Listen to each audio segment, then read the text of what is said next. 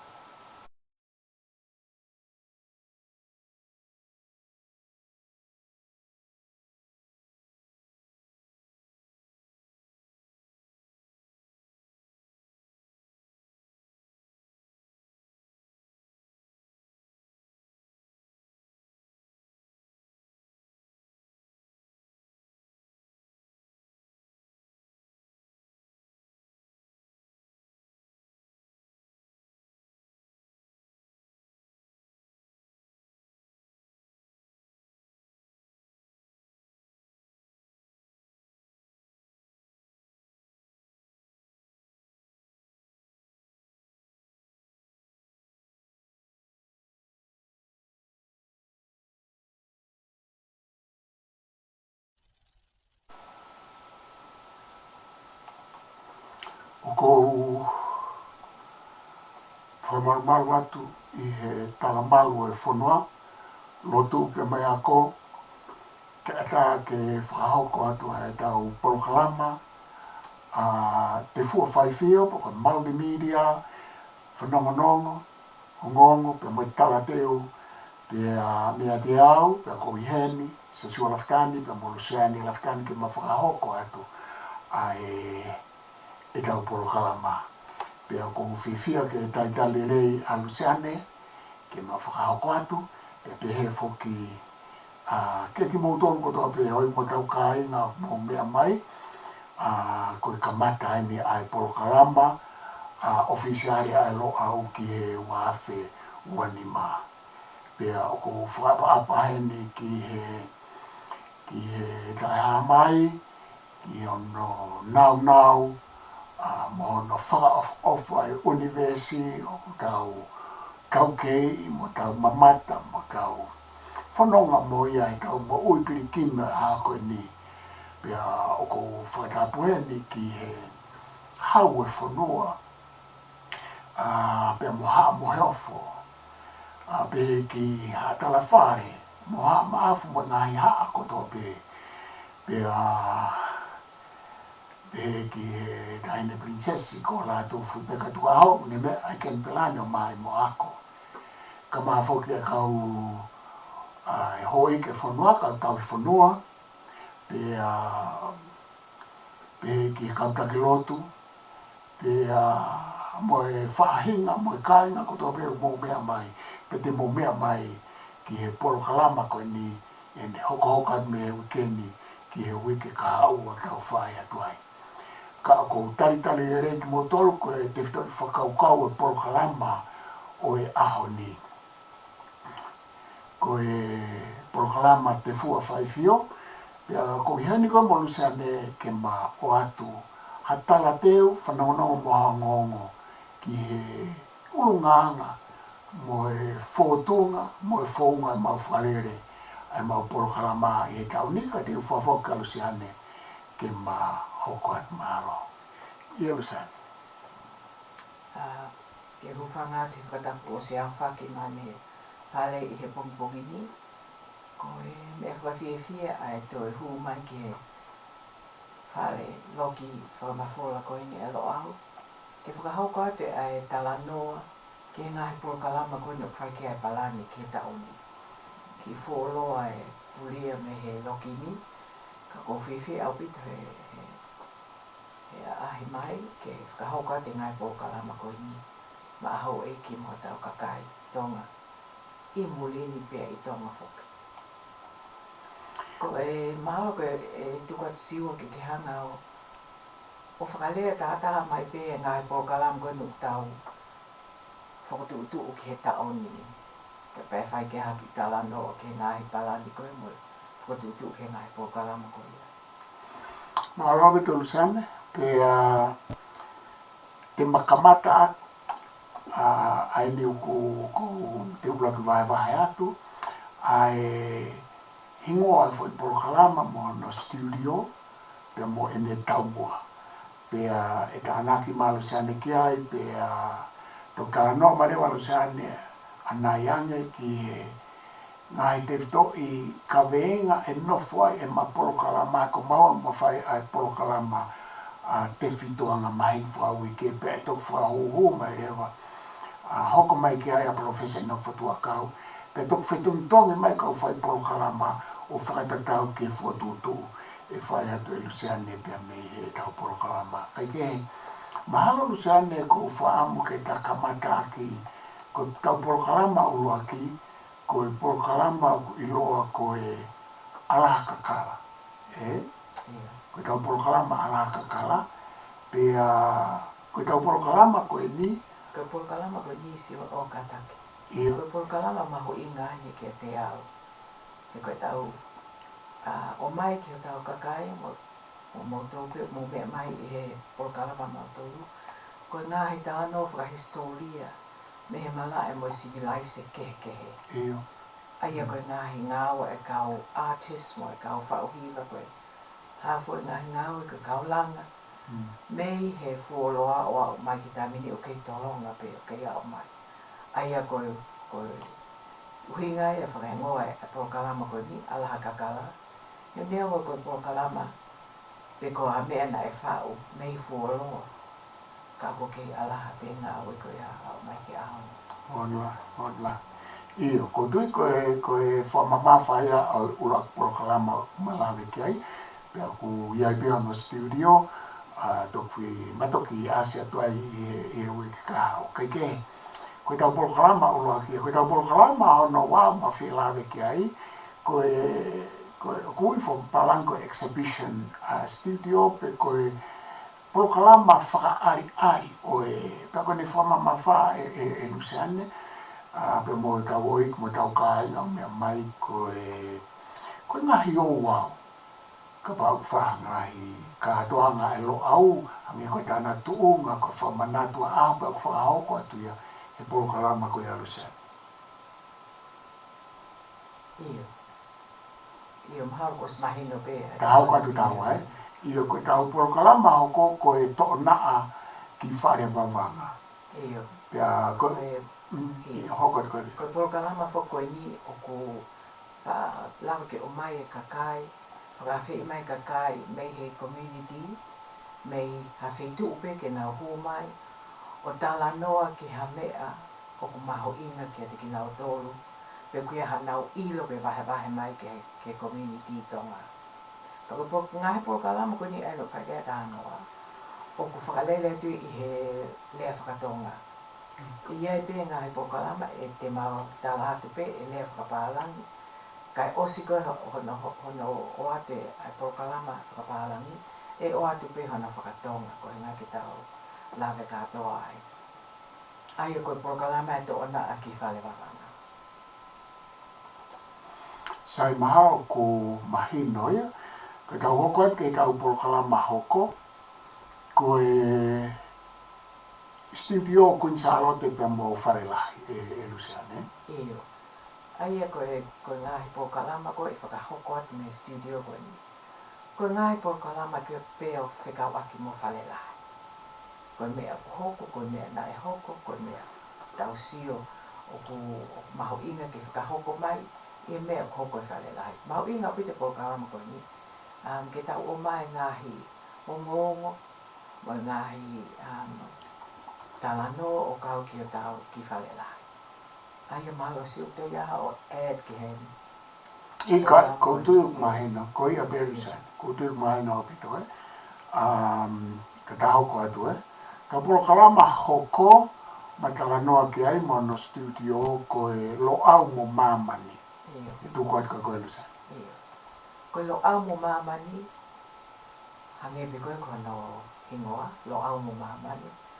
Koe Ngaahi Polokalama ko mai ngai mea lahi o koko I mamani. O mai mono analyze re kakai ke heke, ia mo siwa. Ai whahinga mea ko koko I mamani. Koe mea mau inga e tau nofo. O koe ke mau inga pe e tau mea o whai I api, pe koe mea whai tau ki kolo, tau siasi, o tau ki whanua, o whaanga ko tonga. Mau inga ke tau ilo he mea koko I mamani. Ko hinga he tau nofo I mamani. He ke tau nofo pe o tau ki bubble o nofo ta e whakaukau e pe ke mea koko I mamani lahi. He koe umea koe no koe mamani ni hanga affecta o tō on various ways. Aia koe me ia koe o maho inga I Polokalama no au mo mamani o mai umea keke. Whakawhi mai ka kai keke na o mo tāno mai ka tātou o kau ke mea koe no koko I mamani. Koe Polokalama hoko Lseane, koe Polokalama koe ni talotonga whai koe ni Tefua Faifio, koe whanongonongo moe o ngongo. Wha hoko atua. Kau tuko at ka koe pe koe whietanak mai. Ke Polokalama koe ya. Iyo, maa koe hange... Ka kohono stilti o pe en ka tātou. Iyo. Ai hange ni koe current affairs program ai Ngaahi television e mo Ngaahi Polokalama. Koe talanoa e Ngaahi o ngongo I loa mo te whito o e aho. Mo Ngaahi whanongonongo, mo Ngaahi o ngongo alo au. Mau inga pito e koe me hoko I mahamani, pe patau ki kolo, koe me hoko I Kenipela ni, mau inga. Tau nofo koe ni, ki longo a mahamani e umea keke. E la vai ke tau talanoa e discuss o mai a kakai ki o mai e lau viewpoint ke umea koe ni hoko I mahamani lai. E o kotui koe tau kat ke Polokalama hoko, koe Polokalama koe loses myths, koe tau ia koe Polokalama koe ya. Koe Polokalama ki Ngaahi Talateu mo e whananga, whawho ke atu sa. Iyo, mahalo tonu ke ki liliu e hingoa mea koe ni.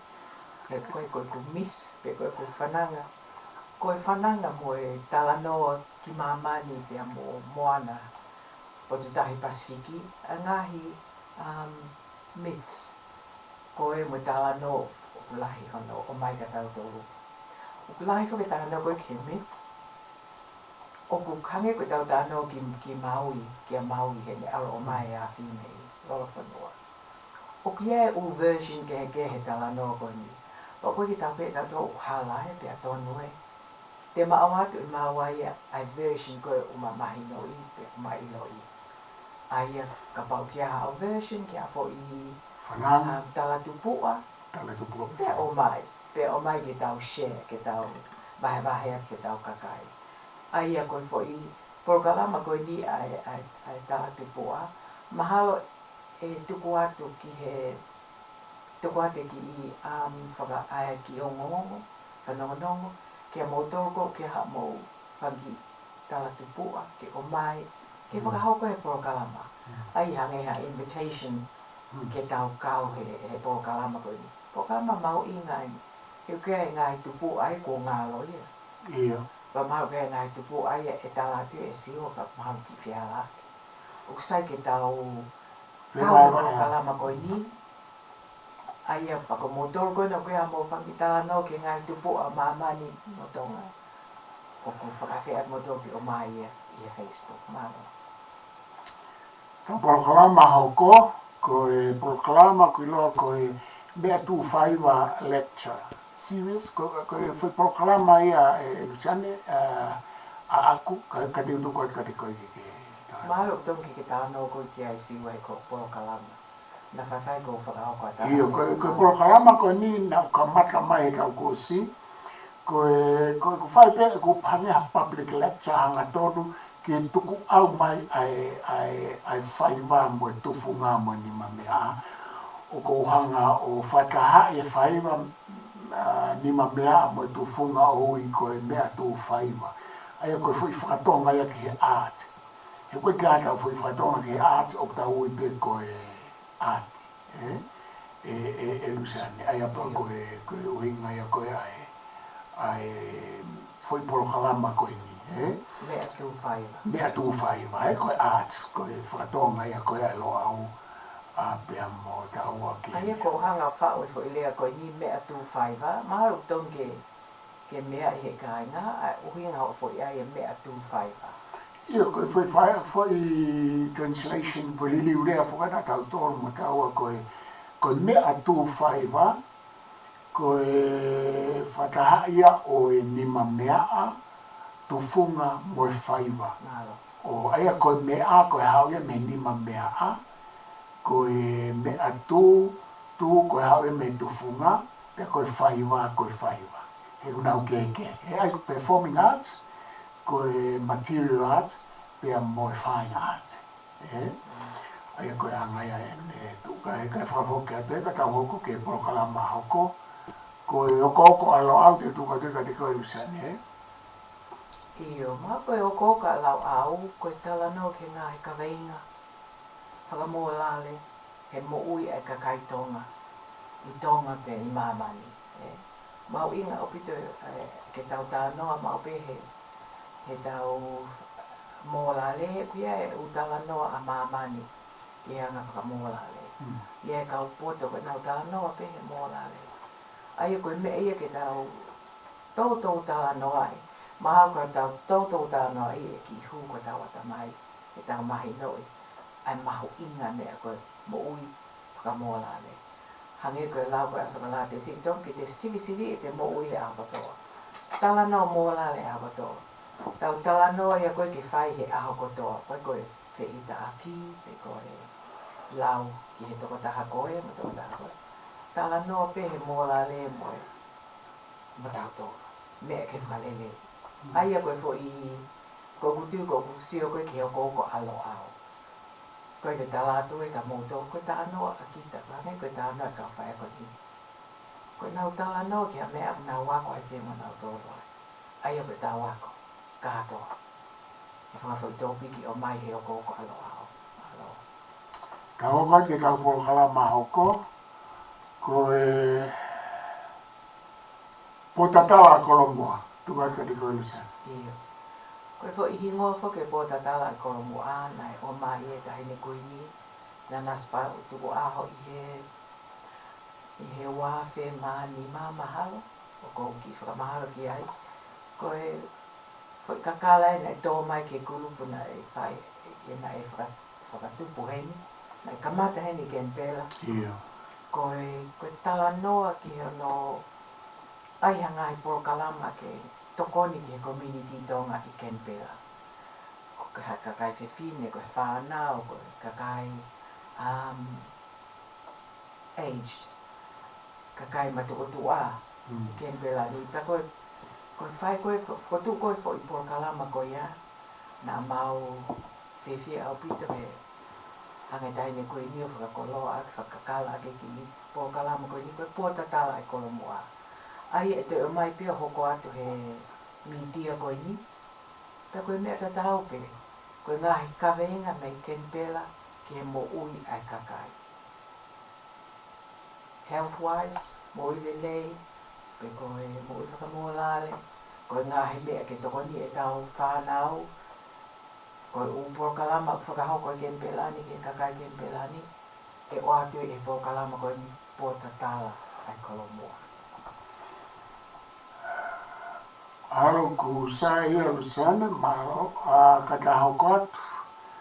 Tau alu mea I ki he storytelling, o atu te koe. Storytelling. Ai pe ko u tātu he fo I hingoa koe talanoa. Koe tau mo ui, neongo te mo ui ki tai, pa te pehe ki tau koe ke whia ilo maha ta. O ku tau, I fo ia ma opehe ilo ia ka mo ui ha ta, peka hae ne mea whai.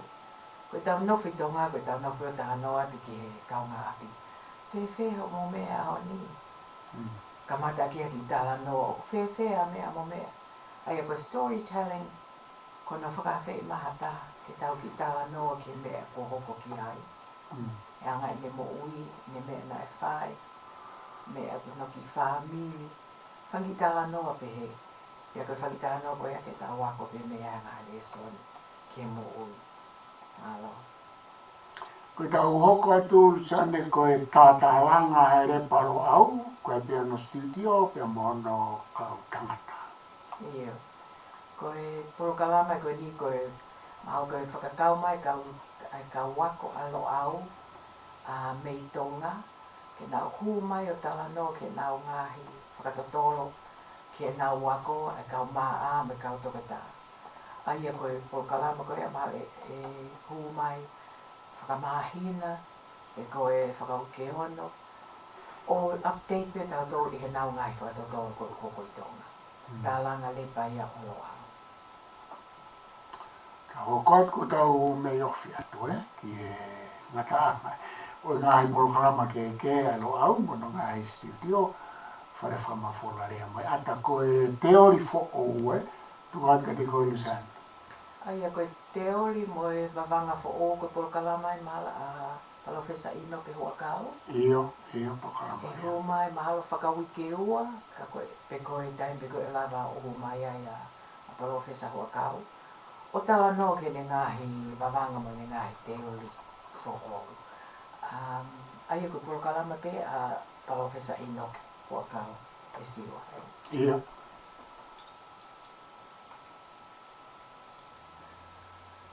Kata ke. Okay. Ia tahokat ke Polokalama. Koe Polokalama no hoko koe World Scholars. World Scholars, ia hokat, ia. Aia koe Polokalama koe ni mahu inga o pita koe whakawhi mai a kau Scholars pe koe kau wako e maamani. Ia. Ke nau hu mai o talano ke a mea nau whakatotolo pe koe ilo fo o pe koe mea nau whaiha nau potutahi. Ai u whakahu mai a palofesa ka ili me Hawaii ke Polokalama koe ni. Ia. Ka e o ange whainga maari e ke kau wako i maamani ke nau hu mai. I he Polokalama koe ni a World Scholars o vahe mai ka nau tau e nau ilo. Ko tui Lseane ko e ngataanga ia o ko whewhe ko e O ke Polokalama si o koe ni kei toi koe Women in Dialogue. Women in Dialogue, ia. Ko Polokalama koe ni na whakalele e Luisa mai le lātou kefu pe a moao. O tala no ki he hange koe issues koe mea ke kakai whiwhine, koe whamili mai whanau, i he e lia ke. Aia na e whao mai e ngai ilo lahi. E whakahokat pe Polokalama koe ni, ka pau e lava whakahoko, ka pau ke ha ngahi mea mau ino pau ke whakahoko mai e tautou, community, e hao lewa Luisa pe ko hataha o whakahoko mai Polokalama koe ni. Ia, ko tui ko ngataanga o te aipe me Polokalama ke e ua ka koe ka Polokalama ia o kulere mau pe. Ka te utuku pe ke ta whaki. Ka koe o Polokalama te whito ena koe o ku lere ai e lo au, ai nana ma o seanga whakalau atu. Ka te u whafoka Lseane ko tui ko ai Ngaahi te whito i whakaukau ki he whakarere o Polokalama, te whito ki he ma Polokalama, tuku ke ai hu mai Polokalama Profesa ina Tuita-Nakao, me toki tuku ke ai vilo mai ai toi ngā kau whai Polokalama wao ke whana wako i tonga, mei tonga ai, pe mo whana wako i Moringa ko Nusila ai. Ka te whafoka Lseane ko tui te ai mea o ke whetanaki mai, ki ta whakalere ta Ngaahi Polokalama, te whito a kaua pe mo no tokanaki mai o Polokalama. Ai ko os whakalea i ato ni nai, ko u Polokalama e whaihana whakatutu o he. Ko u Polokalama ke ko u Polokalama ke music, ko mo uile lei, ko social issues. Mea ko hoko mai ke tau tō community tonga, i tonga mo mamani lai. Ko e tāta me mamani ka tō, tānaki mai ka wako. O mea mau inga ni ke tau update, ke tau wako ki ai, ke tau ilo i mea koko i mamani. Ko e hange ko e tāno ane nai ke āti. You know. Lahe apita mea mei hono fuoloa o hoa mai ke taimini. Ko e hae kau artist tonga mo Pasifiki i he taimini. Ko hae nau mea whai. Mahu inga apita ke tau ilo i tamai ki koe ni, e nau ngahi ngā uhe o whakafo ofa, nau kamata ki tau ilo i mamani. O mai o mea koe he tau art program. Ka koe mea koe ke current affairs. Koe mea koe si o mahu inga taha. He ku lahe mea koko i mamani on a daily basis. O koe ke tau si o tato rikia. Tau mo oa pita toi tau Facebook. Kai tu koe whangafo issues, current issues koe ni mamani. O koe lahe whau. Pea koe ngahi mea koe ia uni hanga affecta o tau he Pasifiki. Mea koko i Amerika, mea koko i Lucia, o Siaina, Pilitania. Koe ngahi mea koe ni, mo whelili wake ngahi puleanga, o mahu inga o pito ke tau ilo. He koe ki tau nofo peo tau i potu tahi o pehe o tau sai pe tau tōre. No. Ye uli liulahi e tene affecta to. Ia. Pau ke tau ilo e mea hoko i he current affairs a mamani. O ta tau be mo political issues worldwide. Mea whakapolitikale u tau. Tala noa he aho kotoa i he Facebook ma u Polokalama kehe whakapolitikale a tonga. Whewhea mamani. Ko tau toro i tonga, ko i whangafufono ala lahi, ko nau tau te nau whai e mea. O koe ki aha tau pāo ki tau lili.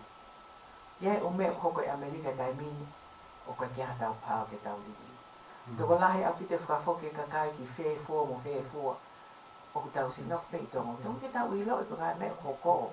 Pe kuia naha mea ki tau whai ki he u mea koe no. Whakahoko mai Ngaahi Pole angana lahi o mamani. Maho inga au pite ki tau ilo i mea whakapolitikale i tonga, pea mo mamani. We don't live in a little bubble. O tau nofo I mamani, we're part of the world. Ko tau toro koe, whanau tau toro a mamani. Pau ke tau ilo I Ngāhi mea koe ni. O ko wako lahi, pa ko seo tu te wako lahi, mei he Ngāhi Polokalama koe ni.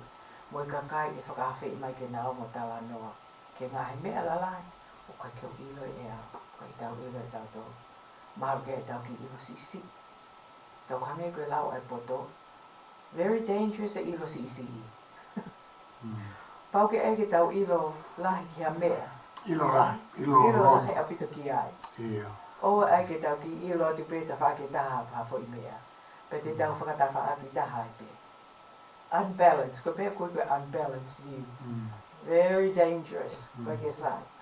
Kai ke, koe whakatutu koe ni moa wish, whakaamu, koe mea koe ni te tau wako me iai, te tau ilo me iai, te tau tātānake me iai, he ilo na aonga ki a mea te tau whai he ka upu ke tau ki whanau. Ala koe ia pesiwa. Malo wito Lseane ko tui e oi mo tau kāinga ko e na ta anga ia o e tau Polokalama ki he ahoni.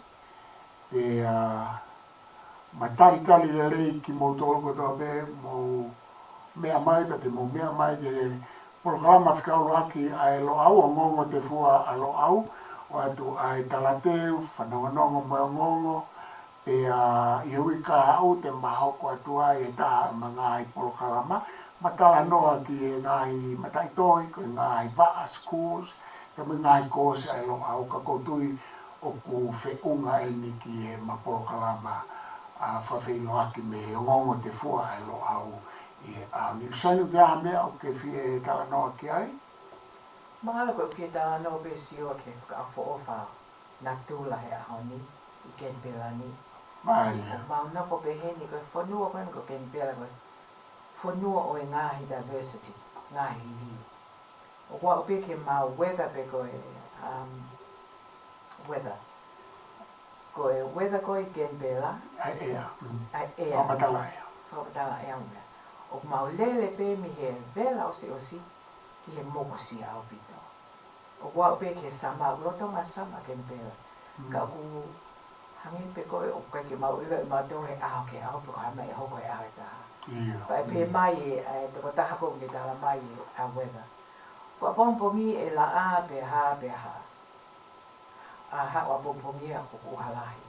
Kai ke, o ke e maki ngoe pa ma, nofo pe o ngahe maki ngoe a kotoa. Ngoe talo. Ngoe talo a Siosiua. Mantu e talo. Ngoe talo a Siosiua mo ki ngoe matala e kau. Pa ko whenga mau pe, he koe me ei o koe keo poto ai koe ai o ki matala e kau. Ka kou sio pe, pa ko whenga pe a lahe mate ki ngoe, ka kou whenga pe, ka ko hange ko, I'll show you, ko ko ki matala e kau koe ni. Ko ko ki ngoe gardenia siale. Pe ko tawi lelei, pe ko mamahe taimi ko fula ai. Whanasiai. Ia. O ko mamahe taimi ko fula ai and it gets burned. Ka koe ahani ko orato, tāna ki mai whangi matala, ke o mai ke share mo tolu, ki mea simple pehe. Toi ai hanga Lseane. O ki asmai ke atu e ku whao he ki maasmai. Ka kona mahalo mula po sio mai ke siare. This is my garden. Ka kua ko fui e no siare. E tā no pe whakaso Whakasiare. ene mea o whai, you know. Ka koe ma ngoe, o ngoe tā loia, ka ngoe ma lea kāwai. Ka koe neongo pe koe ki, ko tā no mai he whine ia. Nau arato o visit ki o family, pa koe nau fu ngoe siale o ku mei e kai e tā. Pe aku matala katoa. Unbelievable. Ka koe te nowhai whaitu koe o matala ai a kau koe ni, you're so lucky. Koe koe nowha pia o watch e koe whangi siare ke nau lava mo ui, ka nau ka mo ui pa ue hangai fukula o Kenipela o tamate e uki siare. Ka koe whangi siare ni ku nau mo ui he pongpongi ni o atu ke mo si. Koe no ko na mohe atu me. Araka kala mai e siare. Au pita. Ka ko ofalai at ke te moto ke mo whafonga. Have a great weekend, safe weekend.